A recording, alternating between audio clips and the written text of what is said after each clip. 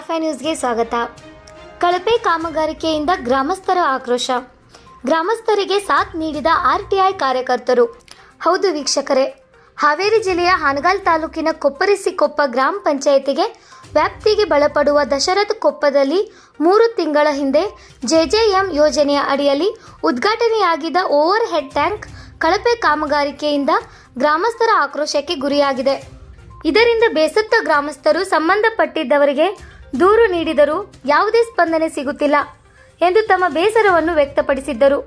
ಆದ್ದರಿಂದ ಹಾವೇರಿ ಜಿಲ್ಲಾ ಆರ್ಟಿಐ ಕಾರ್ಯಕರ್ತರ ಸಂಘದ ಅಧ್ಯಕ್ಷರಾದ ಕುಮಾರ್ ಎಂ ರೊಟ್ಟೇರ್ ಅವರು ಗ್ರಾಮಕ್ಕೆ ಭೇಟಿ ನೀಡಿ ಸಮಸ್ಯೆಯನ್ನು ಆಲಿಸಿ ಮನವಿಯನ್ನು ಸ್ವೀಕರಿಸಿದರು.